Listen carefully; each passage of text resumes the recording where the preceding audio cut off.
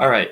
Hello. My name is Kai, and today I'm going to be walking you through my final project, which is a Carpool project or a Carpool app. So first, I'm going to log in, like you do with any website. Log in. Here's my saved username and saved password, and here we go. So now I'm in. Now, pretty much, I'm going to show you my profile first. So you can see this nice little CSS animation drop-down bar. Here's my profile. You can see I am a driver. I've driven 4 rides, and my average rating is a 4.0 out of 5.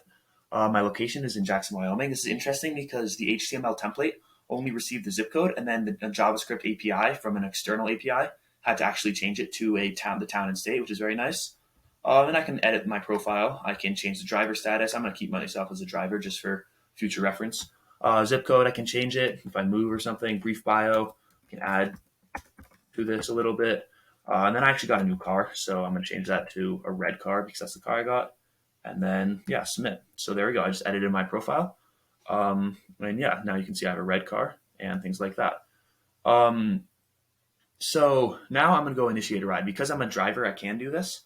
And so, yeah, I'm going to put in origin address, which is this address, and a destination address.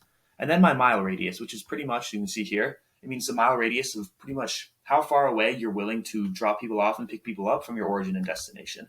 So I feel like 1 mile is pretty fair for my circumstances. So yeah, now I start my ride.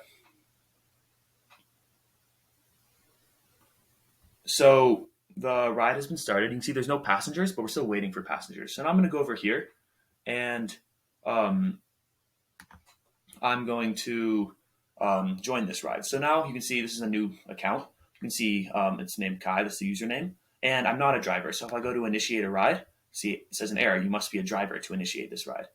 But I can still go to rides near me and search for that. So I'm going to put in just the same addresses that I did earlier, just for sake of simplicity. But really, any address within a 1 mile radius of them, of the origins and the destination that I put in earlier, would work.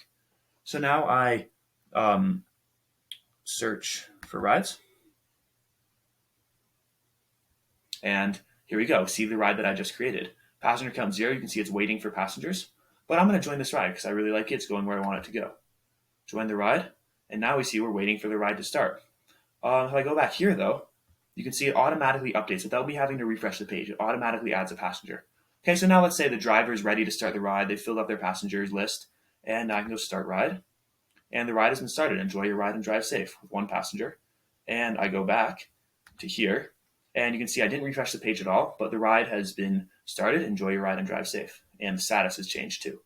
And then let's say, okay, now driven to where we need to go, dropped off the passenger. So now the ride's over. End ride.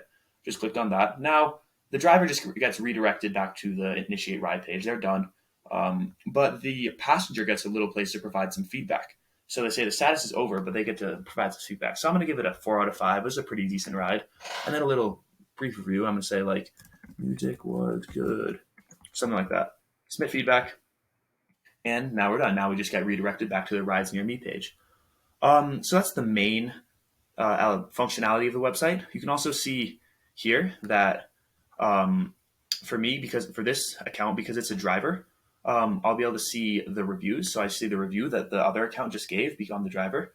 You can see the one that I just gave from Kai, 4 out of 5. Music was good on this recent ride. And yeah, so that's most of it. You can also, on an account that's not a driver, if I go to reviews, it'll give an error. It says error, you must be driver to get and view reviews. What I can just change in my profile pretty easily. So yeah, that's most of the website. It's pretty just a way for users to carpool back and forth or to organize carpool rides. And it all updates in real time. So the user can join and view different searched rides all in real time, which is pretty interesting. But yeah, thank you for watching. That was my final project.